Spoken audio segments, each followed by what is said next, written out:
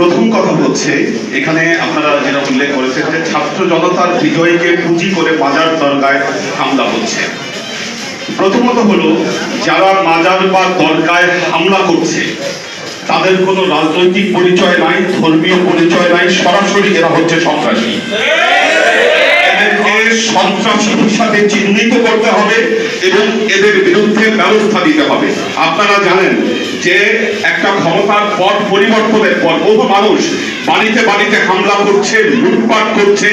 আজকে যারা মাজারে হামলা করছে ওই লুটপাটকারীদের সাথে এই মাজার যারা ভাঙছে তাদের কোনো পার্থক্য নাই, তারা সব এক। আরেকটি বিষয় হলো যে আমরা আজকে বাংলাদেশে আমাদের কিন্তু লক্ষ লক্ষ মানুষ আছে যারা মাজার ভক্ত। আজকে যেই সমস্ত ওলিয়া উলিয়ারা মাজার যখন ভাঙা হচ্ছে তারা স্লোগান দিচ্ছে যে তাওহীদি জনতা জেগে উঠেছে তাই আমরা মাজার ভাঙছি। আজকে বাংলাদেশে যারা তাওহীদের বাণীকে প্রতিষ্ঠা করছে আপনি সেই তাওহীদের স্লোগান দিয়ে তাদের মাজারকে ভঙ্গ করবেন। একটা জিনিস মনে রাখবেন, বাংলাদেশের মানুষ কখনো আপনাদের এই আচরণকে মেনে নেবে না। আমি আপনাদেরকে সাবধান করে বলছি, বাংলাদেশের ওলিয়া উলিয়া ভক্ত মানুষেরা যদি একবার জেগে উঠে আপনারা পালানোর জন্য কোন কলি কোণা আপনারা খুঁজে পাবেন। কাজেই সতর্ক হয়ে যান, আপনাদের এই কাজকে আপনারা এখনই থামিয়ে দেন, না হলে আপনারা পালানোরও আপনারা কোনো পথ খুঁজে পাবেন না। কেন আমাদের সাথে এরকম আচরণ করবার সুযোগ পাচ্ছে? একটাই কারণ, আজকে আমরা যারা ওলিয়া উলিয়া ভক্ত তারা আমরা আজকে একত্রিত না। আমরা যদি আজকে একত্রিত হতাম, আজকে বাংলাদেশের লক্ষ লক্ষ মানুষ আছে যারা ওলিয়া উলিয়াদেরকে ভক্ত করে, ভক্তি করে, যারা মাজারকে ভক্তি করে, কিন্তু তারা আমরা একত্রিত হতে পারছি না।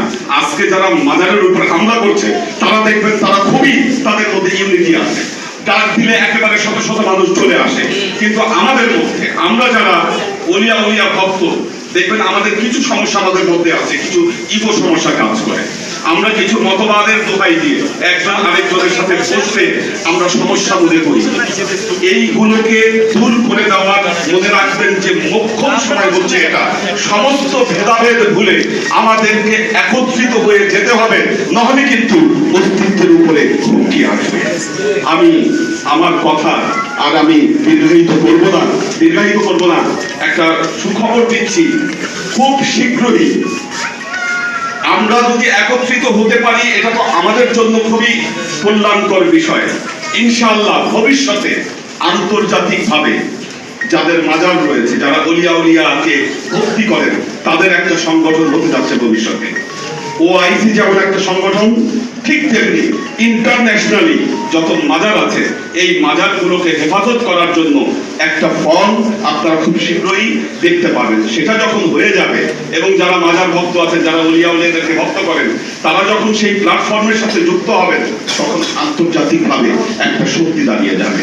দেখবেন আজকে আমাদের বাংলাদেশের যারা সালাফি খালিজি যারা মাজার ভাঙছে তারা এমন ভাবে প্রেজেন্ট করছে যেন আমরা এই বাংলাদেশেই মনে হয় আমরা মাজার ভক্ত কিছু মানুষ আছি, আমরা এটাকে শিরক করছি, বেদাত করছি, এইভাবে মানুষের সামনে উপস্থাপন করবার চেষ্টা করছে।